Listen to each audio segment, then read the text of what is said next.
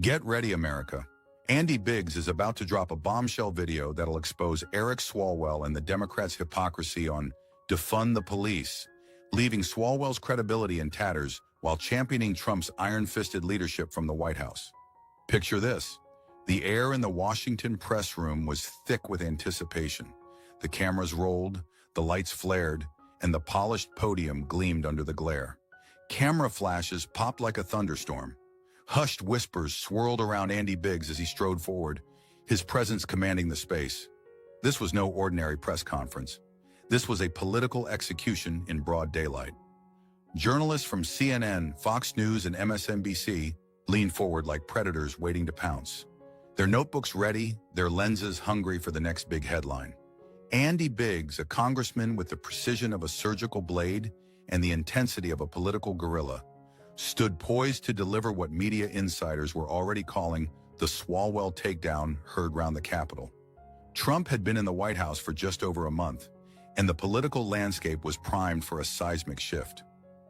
"Ladies and gentlemen," Biggs began, his voice a calculated weapon of mass political destruction. "Today I'm going to expose the raw, unvarnished truth about Eric Swalwell and the Democratic machine that's been poisoning our nation's bloodstream." The room fell into a peculiar silence, the kind where every journalist knows something explosive is about to detonate. Microphones seemed to lean in, eager for the verbal assault. Biggs had a video, a compilation that would make Swalwell's political career look like a sandcastle before a tsunami. "I have evidence," he continued, his eyes scanning the room with the cold precision of a sniper, "that will not just challenge Swalwell's credibility, but completely obliterate it. Swalwell doesn't have the guts to go to his own party and say, 'You need to cut out this nonsense.' But I do." Behind him, a massive screen flickered to life, promising to unveil a narrative that would reshape the political discourse. Trump's recent signing of an executive order to boost police funding, a move that sent shockwaves through the Democratic Party, only fueled Biggs's fire. While Swalwell plays games, Trump's leading from the White House, fixing the mess these Democrats left behind, Biggs declared, his tone sharp enough to cut glass. The press room buzzed with tension. This was more than a press conference. This was a political execution, and Andy Biggs was about to pull the trigger. The massive screen behind Andy Biggs erupted with a montage of Democratic politicians, their voices echoing through the press room with controversial statements about defunding the police. First came Cori Bush, her tone fierce. "We need to defund the police, completely dismantle our current approach." Then Kamala Harris followed, her voice steady. "We must reallocate resources away from traditional policing." The compilation rolled on with Ilhan Omar declaring, "NYPD needs significant budget cuts." Alexandria Ocasio-Cortez's passionate voice added fuel to the fire. "I can imagine a future without traditional policing." The final blow landed with Lisa Bender of Minneapolis, stating boldly, "We need to completely dismantle the Minneapolis Police Department and start anew." Each clip hit like a sledgehammer, the voices overlapping in a crescendo of anti-police rhetoric that left the room in stunned silence. Biggs's commentary cut through each clip like a knife. "Listen carefully," he told the press corps, his voice a low growl. "These are the voices of the Democratic Party, the same party that claims to protect Americans, yet wants to strip away our most fundamental line of defense. They're all backpedaling at this point, but the damage is done." Journalists scribbled notes furiously, cameras capturing every nuance of this political takedown. Biggs pointed dramatically at the screen, his gestures calculated to maximize impact. While these politicians were busy playing political games, Trump was taking charge in the White House with a clear mission: to support and strengthen law enforcement. Biggs continued, his tone unwavering. Just last week, Trump met with law enforcement leaders at the White House, promising to undo the damage these Democrats caused. A CNN reporter, unable to contain her curiosity, interrupted. "But what does this have to do with Eric Swalwell specifically?" Biggs's smile was predatory, his eyes glinting with intent. "Everything," he responded, his voice a menacing promise of more revelations to come. "Swalwell didn't just sit quietly. He's part of this mess, and I'm about to show you how deep his hypocrisy runs." The stage was set for a complete exposure of what Biggs saw as Democratic failure, with Swalwell squarely in his crosshairs. Biggs shifted his focus directly to Eric Swalwell, his finger jabbing accusingly toward the screen as the video looped on mute behind him. Swalwell didn't just sit quietly during this anti-police rhetoric. He actively invited a witness to Congress who had tweeted against law enforcement. He declared, his voice dripping with contempt. Not one of you disavowed that guy. Not one of you said that was inappropriate. The words, pulled straight from the record, echoed through the room, a direct hit from Biggs's arsenal. The press room tensed, journalists leaning forward, sensing the incoming political strike. Biggs paced the stage like a lion circling its prey, his tone razor-sharp. This is a man who calls himself a defender of justice, yet lacks the courage to stand up to his own party's destructive narrative. He doesn't have the guts to go to his own party and say, "You need to cut out this nonsense." But Trump does. Biggs's comparison was stark, a weak, wavering Swalwell against the decisive, action-oriented Trump, who was already leading America from the White House with an iron will. A Fox News reporter caught the rhythm, asking, "What specific evidence do you have against Swalwell?" Biggs's response was immediate and calculated. Unlike Swalwell, Trump speaks the truth and takes action. Just yesterday, Trump held an event at the White House to honor our police, something Swalwell could never dream of doing. The compilation of clips continued to play silently on the screen, each frame a strategic blow against the Democratic narrative. Biggs was painting Swalwell not just as a failed politician, but as a symbol of a party more concerned with rhetoric than real-world solutions. Swalwell's part of a system that pushed defund the police and left our streets less safe, Biggs said, his voice rising with conviction. Meanwhile, Trump's cleaning up their mess from the White House, ensuring our police have what they need to protect us. The press room buzzed with electricity, charged with the potential of a political execution about to unfold. Swalwell, watching from somewhere off stage or through video feeds, would soon find himself completely exposed, and Biggs wasn't done yet. The press room buzzed like a beehive kicked into overdrive, the air heavy with the fallout of Andy Biggs's relentless takedown. Reporters shifted in their seats, some scribbling furiously, others whispering to colleagues as they tried to regroup after Biggs's pointed assault on Eric Swalwell's role in the anti-police rhetoric. The massive screen behind him still flickered with muted clips of Democratic voices, a haunting backdrop to the storm he was unleashing. Biggs stood firm at the podium, his gaze like a hawk's, zeroing in on his next strike. He wasn't done, not by a long shot. He adjusted the microphone with a deliberate slowness, letting the tension coil tighter before he struck again. "Now let's talk about something Swalwell really doesn't want you to remember," he said, his voice low and cutting, slicing through the murmurs like a blade through silk. A few journalists froze mid-note, sensing the incoming bombshell. "You see, Eric Swalwell has a little history he'd rather bury. A scandal so messy it makes his Defender of Justice act look like a bad comedy skit." Biggs reached into the folder on the podium, pulling out a single sheet of paper with a dramatic flair that demanded every eye in the room. "Let me refresh your memory," he said, holding the paper up for the cameras to catch. Swalwell was once tangled up with a suspected Chinese spy. Fang, anyone ring a bell? And not only did he get cozy, he bragged about it until the truth came crashing down. The room erupted into a low rumble, gasps mingling with the click of shutters as Biggs's words landed like grenades. He didn't stop there, his tone sharpening with every syllable. "Here's a man who wants to lecture us on public safety, but couldn't even spot a spy in his own bed. And somehow California thought, yeah, let's keep this guy in Congress." A few reporters exchanged glances, some trying to hide smirks, others tapping away on their laptops to pull up the old headlines. Biggs leaned forward, his voice dripping with disdain. "You tell me, if Swalwell can't handle his own security, how's he supposed to handle ours?" Meanwhile, Trump's been in the White House, rooting out threats and putting America first. A seasoned journalist from MSNBC raised a hand, her voice cautious but pointed. "Mr. Biggs, are you saying this scandal disqualifies Swalwell from speaking on law enforcement issues?"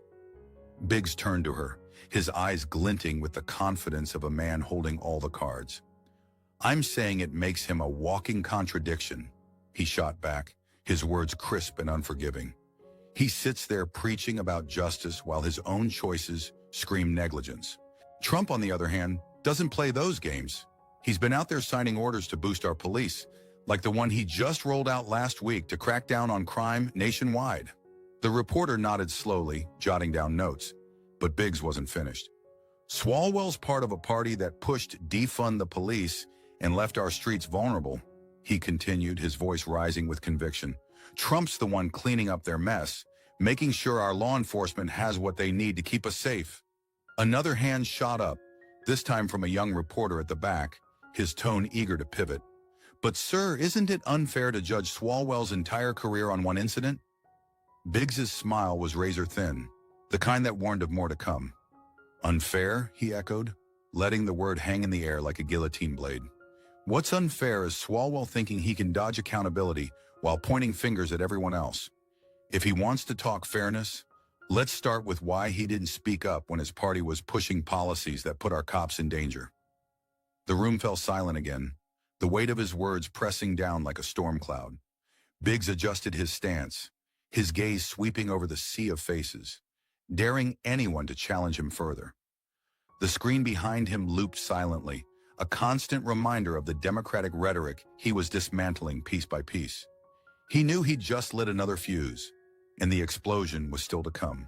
A hush lingered in the Washington press room, heavy with the aftershock of Andy Biggs's revelation about Eric Swalwell's scandal. The reporters sat on edge, their pens hovering over notebooks, waiting for the next blow. Biggs stood tall at the podium, his presence like a storm cloud ready to unleash lightning. The screen behind him looped silently, a damning reminder of the Democratic rhetoric he'd already exposed. He let the silence stretch just long enough to make the room squirm, then cracked a sly smile that sent a ripple of unease through the crowd. He wasn't here to play defense. He was here to dominate. Let's shift gears for a moment, he said, his voice a slow burn, each word deliberate and loaded with intent.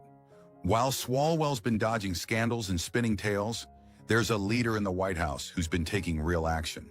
President Trump. Biggs leaned forward, his hands gripping the podium, his eyes piercing through the sea of journalists like a laser. You see, Trump isn't just talking about fixing things.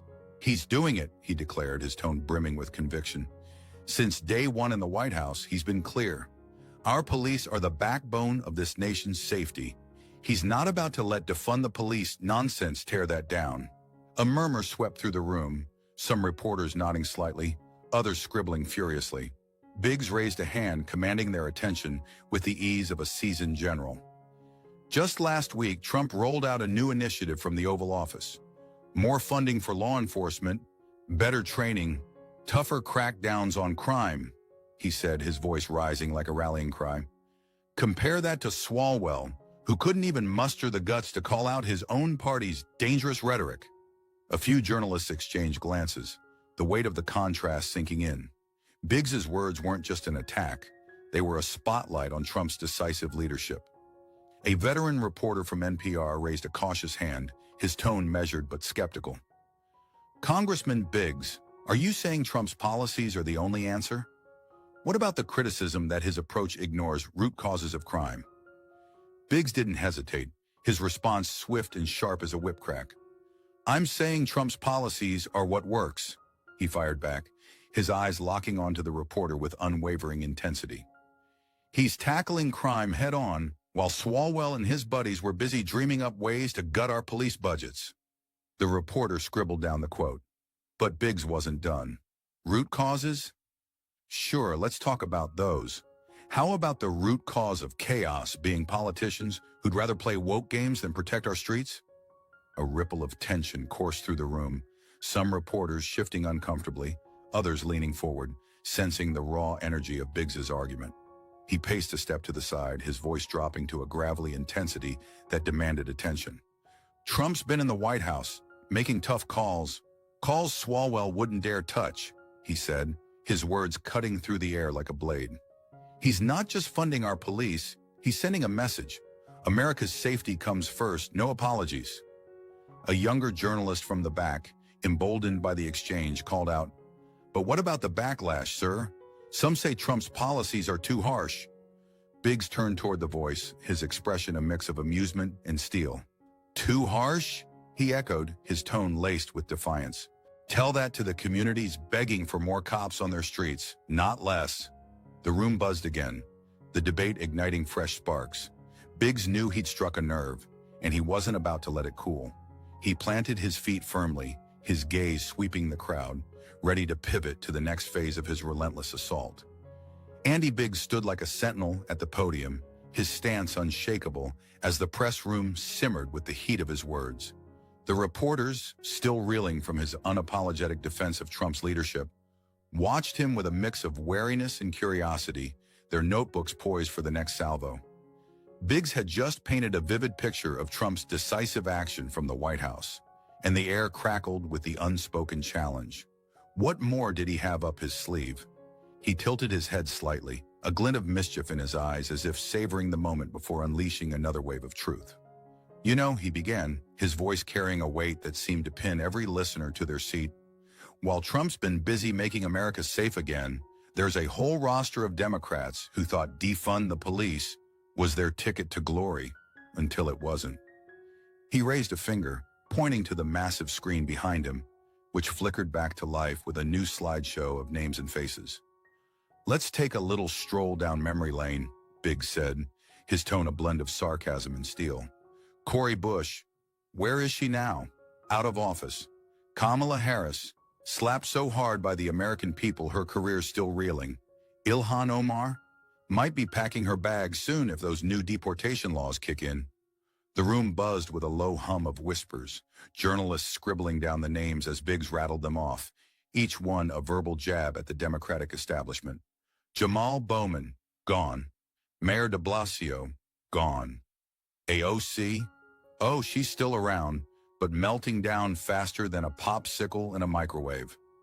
A few reporters chuckled despite themselves, the imagery too sharp to resist. Biggs's voice grew sharper, slicing through the murmurs like a hot knife through butter. These are the folks who screamed, "Defund your butts" from the rooftops, until the voters showed them the door. A seasoned reporter from the Washington Post raised his hand, his tone edged with skepticism. Congressman Biggs, are you suggesting the entire Democratic Party is responsible for the failures of a few individuals? Biggs turned to him, his expression a mix of amusement and disdain. I'm suggesting they all drank the same Kool-Aid, he shot back, his words landing like a thunderclap. They pushed a narrative that left our cities burning, and now they're paying the price. The reporter nodded slowly, jotting down the response. But Biggs kept the momentum going, his voice rising with conviction. Trump saw it coming a mile away. He knew defund the police was a disaster waiting to happen. And from the White House, he's proving it. Strong leadership, real action, not the empty promises these Democrats peddled. A younger journalist from NBC couldn't resist jumping in, her voice tinged with defiance. But what about those who argue these politicians were just advocating for reform, not chaos? Biggs's eyes narrowed, his response as swift as a predator's strike. Reform doesn't mean gutting the police. It means fixing what's broken, he snapped, his tone leaving no room for debate. Trump's been doing that from day one. More funding, better training, safer streets. These Democrats, they advocated for chaos, and they got it. The room fell into a charged silence, the weight of Biggs's words settling over the crowd like a storm cloud. He adjusted his tie, his gaze sweeping over the reporters, daring them to challenge him further. The screen behind him continued to display the names, a silent testament to the failures he'd just laid bare. Biggs knew he'd planted another seed of doubt, and he was far from finished sowing. The Washington press room pulsed with an electric undercurrent, the reporters hanging on Andy Biggs's every word as he dismantled the Democratic lineup with surgical precision. The screen behind him still glowed with the names of fallen political stars, a stark reminder of the failures he'd just laid bare. Biggs adjusted his stance, the faintest smirk tugging at the corner of his mouth as he surveyed the crowd. He'd planted the seeds of doubt deep, and now it was time to water them with a new angle. The journalists sat poised, pens scratching against paper, eyes darting between Biggs and their screens, waiting for the next revelation to drop like a thunderbolt. He tapped the podium once, a sharp sound that cut through the murmurs, commanding the room's focus with effortless authority. Let's pivot to another player in this game, one who's been making waves on Trump's team, he said, his voice a low rumble, charged with anticipation. While these Democrats were busy crashing and burning, someone else has been building a future, and his name's Elon Musk. Biggs raised an eyebrow, letting the name hang in the air like a challenge, his tone shifting to one of unmasked admiration. Now, I know some folks in this room love to paint Musk as the bad guy, call him a welfare queen, or whatever catchy phrase Swalwell might throw around, he said, his words dripping with mockery as he gestured vaguely toward the reporters. But let's cut the noise. While Swalwell's been dodging scandals and spinning tales, Musk's been out there innovating, creating jobs and pushing America forward. A few journalists shifted in their seats, some typing furiously, others exchanging skeptical glances as Biggs continued, his voice gaining momentum. SpaceX? Tesla? The man's built empires. Real achievements, not just empty promises, he declared, his tone a mix of pride and defiance. And now, standing shoulder to shoulder with Trump, he's helping steer this country toward greatness, something Swalwell wouldn't know the first thing about. The room buzzed with a mix of murmurs and scribbles, the weight of Biggs's praise for Musk sinking in. A reporter from Bloomberg raised a hand, her voice tinged with doubt as she tried to poke a hole in the narrative. Congressman Biggs, Musk's companies have taken billions in government contracts. Doesn't that undermine your point about him being some kind of independent success story? Biggs turned to her, his eyes glinting with the confidence of a man who'd seen the question coming from a mile away. Billions in contracts, he echoed, his tone laced with a biting edge. Sure, because he delivers. Unlike Swalwell and his crew, who can't even deliver a coherent policy without backpedaling. The reporter opened her mouth to respond, but Biggs cut her off, his voice rising with conviction. Musk's proving what real action looks like. Just last month, he pitched a plan to Trump at the White House, using AI to streamline police operations. A ripple of surprise coursed through the room, some journalists leaning forward, intrigued by the tidbit. That's the kind of thinking we need. Innovation, not excuses, Biggs added, his words a rallying cry that seemed to echo off the walls. Another journalist, this time from Politico, seized the moment, his tone probing. But sir, doesn't Musk's alignment with Trump raise concerns about cronyism? Some say he's just another billionaire getting special treatment. Biggs's laugh was sharp, cutting through the room like a gunshot. Cronyism? He repeated, his voice thick with disbelief. You want to talk cronyism? Let's talk about the Democrats who've been cozying up to their donors while our city's burned. He shook his head, his expression a mix of amusement and scorn. Musk isn't here for handouts. He's here to get things done, just like Trump. From the White House to the factory floor, they're rewriting what leadership means. The room fell into a charged hush, the reporters digesting Biggs's fierce defense. He crossed his arms, his gaze sweeping the crowd, a silent dare for anyone to push back harder. The battle wasn't over. He had more ammunition, and he was itching to fire. The Washington press room felt like a powder keg, each word from Andy Biggs a spark threatening to ignite the whole place. His fierce defense of Elon Musk had left the journalists on edge, their fingers hovering over keyboards, their eyes darting between him and their notes, anticipating the next twist in his relentless crusade. Biggs stood with his arms crossed, his posture radiating unyielding confidence, as if daring anyone to take another swing. He just painted Musk as a cornerstone of Trump's vision for America, and the room was still processing the weight of it. He unfolded his arms slowly, placing one hand on the podium, the other gesturing outward like a preacher delivering a sermon to a skeptical flock. Enough about the innovators for a moment. Let's get back to the basics, he said, his voice a steady drumbeat that commanded attention. Let's talk about something every American cares about, keeping our streets safe. Biggs's gaze swept across the room, locking eyes with reporters one by one, as if challenging them to look away. Cops aren't just a line of defense. They're the heartbeat of our communities, he declared, his tone rich with conviction, each word landing like a hammer on steel. They protect us, especially the folks in neighborhoods the elites forget about.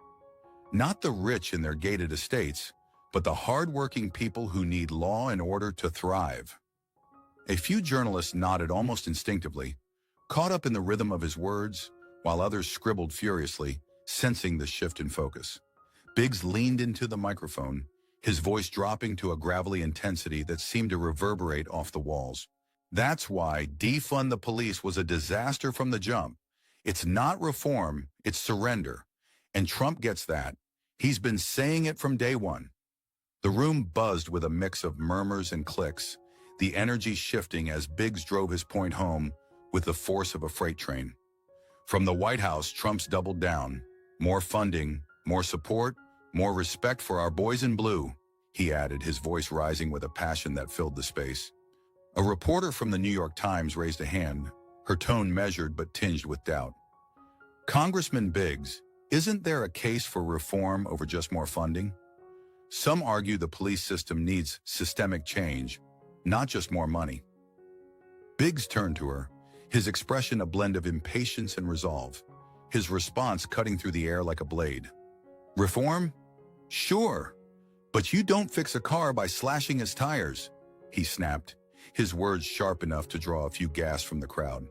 Trump's not just throwing money at the problem, he's ensuring our cops have the tools to do their jobs right. Training, tech, tougher laws, that's what he's pushing from the Oval Office. The reporter nodded slowly, jotting down the quote, but Biggs kept the pressure on, his voice a steady drumbeat of conviction. Meanwhile, folks like Swalwell and his woke pals let chaos spread like wildfire, then turned tail when it all went south. A ripple of tension coursed through the room, some journalists exchanging glances, others tapping out tweets as the weight of Biggs's argument settled in. Biggs stepped back slightly, his hands resting on his hips, his gaze still piercing through the crowd like a spotlight. Think about it. Batman wasn't created to coddle criminals. He was meant to scare them straight, he said, his voice now a mix of reverence and grit. That's what our police do. They keep the bad guys in check, and Trump's making sure they've got the backup to do it. A younger reporter from CNN piped up, his voice hesitant but curious. But sir, what about the backlash from communities hurt by police overreach? Biggs's eyes narrowed, his response as firm as iron. Overreach gets fixed with accountability, not by gutting the whole system, he shot back, his tone leaving no room for debate. Trump's got plans for that too. Better oversight, not less protection. The room fell into a charged hush, the reporters digesting Biggs's unwavering stance. He stood there unyielding, his message ringing clear as day, setting the stage for the broader fight ahead. The Washington press room seemed to hold its breath, the weight of Andy Biggs's unwavering defense of law enforcement still hanging heavy in the air. Reporters sat with pens poised, some still grappling with the stark contrast he'd drawn between Trump's decisive action and the Democrats' failures. Biggs stood like a fortress at the podium, his eyes glinting with the fire of a man who knew he'd struck a chord. He'd laid out the case for why cops mattered, and now he was ready to pivot to a broader battlefield, one that hit every American right in the wallet. He adjusted his stance, shoulders squared, and let a slow, deliberate grin spread across his face, the kind that signaled another gut punch was coming. Now let's talk about something else Swalwell and his crew don't want you to think about, he said, his voice rolling out like distant thunder, each word heavy with intent. Our economy and the mess they've left us to clean up. Biggs leaned back slightly, his hands gripping the edges of the podium as if bracing for impact, his tone shifting to a slower, more deliberate cadence that forced the room to hang on every syllable. We're shelling out more on interest payments for our national debt than we are on our entire defense budget. $36 trillion in debt, folks, he declared, his voice booming with a mix of outrage and clarity that made a few journalists sit up straighter. That's not just numbers on a page. That's a crisis. Every 1% rise in interest rates tacks on another $90 billion to our tab. The room buzzed with a low hum, some reporters scribbling furiously, others tapping out quick tweets as Biggs drove the point home. And who left us this ticking time bomb? The same Democrats who pushed defund the police chaos, Swalwell's party, he added, his words sharp enough to slice through the tension like a blade. But Trump, he's in the White House, rolling up his sleeves, ready to tackle this head-on. A seasoned reporter from the Wall Street Journal raised a hand, his tone calm but probing, as if testing the waters. Congressman Biggs, are you saying Trump has a concrete plan to tackle this debt crisis, or is this just more rhetoric? Biggs's eyes locked onto him, his response swift and unyielding, cutting through the question like a buzzsaw. Trump's got plans, real ones, he fired back, his voice brimming with conviction. Just last week, he laid out a strategy to slash wasteful spending, starting with the bloated bureaucracies Swalwell's pals love to fund. The reporter nodded, jotting down the answer, but Biggs kept the heat on, his tone a steady drumbeat of truth. While Swalwell's been busy spinning excuses, Trump's team is working overtime, streamlining government, cutting red tape, and making sure our dollars go where they matter. A ripple of murmurs spread through the crowd, some journalists visibly intrigued by the specifics, others skeptical but unable to counter the momentum. Biggs raised a finger, his voice dropping to a conspiratorial growl that pulled the room in closer. And let me tell you something else. Central banks worldwide are buying gold at a record pace because they know what's coming, he said, his words carrying the weight of a warning. They're bracing for the storm, and Trump's ahead of the curve. He's pushing stability, not chaos. A younger reporter from Reuters interjected, her voice tinged with curiosity. Are you suggesting Americans should be buying gold too? Biggs's grin widened, his response as smooth as it was strategic. I'm suggesting you protect what's yours, because with Trump steering the ship, we've got a fighting chance. The room hummed with energy, the reporters digesting the economic bombshell Biggs had just dropped. He straightened up, his gaze sweeping the crowd like a general surveying the battlefield, knowing he'd just opened a new front in this war of words. And there was more to come. The Washington press room crackled with a restless energy, the echoes of Andy Biggs's economic bombshell still reverberating through the crowd. Reporters clutched their pens like lifelines, their laptops glowing with half-written stories as they processed the stark reality of a $36 trillion debt and Trump's resolve to tackle it. Biggs stood at the podium, his presence a towering force, his eyes scanning the room like a hawk circling prey. He'd opened a new front in this war of words, and the tension was palpable, as if the very walls were holding their breath for his final strike. He tilted his chin up slightly, a glint of defiance in his gaze, and raised both hands in a gesture that seemed to pull the entire room into his orbit. We've covered a lot today, he said, his voice a deep, resonant wave that washed over the crowd. But it all boils down to one truth. America deserves leaders who act, not ones who just talk. Biggs stepped to the side of the podium, his movements deliberate, almost theatrical, as he paced a slow circle, his voice dropping to a conspiratorial tone that made every ear strain to catch his words. Trump's in the White House, making the tough calls. More cops on our streets, less waste in our budget, and real innovation driving us forward with folks like Musk at his side, he declared, his tone brimming with unwavering certainty, each syllable a testament to the leadership he championed. Compare that to Swalwell and his gang, dodging scandals, spinning lies, and leaving chaos in their wake. A few reporters nodded slowly, caught up in the rhythm of his conviction, while others tapped out tweets, their fingers racing to capture the fire in his words. Biggs stopped pacing, turning to face the crowd head-on, his voice rising like a crescendo in a storm. Trump and Musk aren't here to play games. They're here to build a future where America thrives, where our streets are safe, and our wallets aren't bled dry by reckless policies. The room buzzed with a mix of awe and agitation, the weight of Biggs's vision settling over the journalists like a heavy fog. A veteran reporter from The Guardian raised a hand, his voice steady but laced with skepticism, as if trying to pull the conversation back to safer ground. Congressman Biggs, you paint a rosy picture of Trump's leadership, but what about the critics who say his policies are too divisive?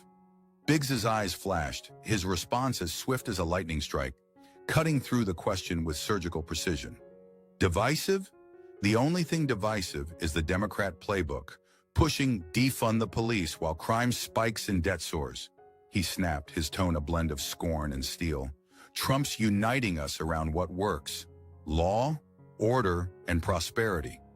The reporter scribbled down the answer, but Biggs wasn't finished, his voice softening slightly, taking on a note of challenge that seemed to echo straight to the listeners at home. Last month, Trump hosted a summit at the White House to honor our police. Hundreds of officers, real heroes, standing tall while he shook their hands. When's the last time Swalwell showed up for something like that? A murmur rippled through the crowd, some journalists exchanging glances, others typing furiously as the image lingered in their minds. Biggs spread his arms wide, his voice dropping to a gravelly intensity that seemed to vibrate through the floorboards. So here's my challenge to you, America.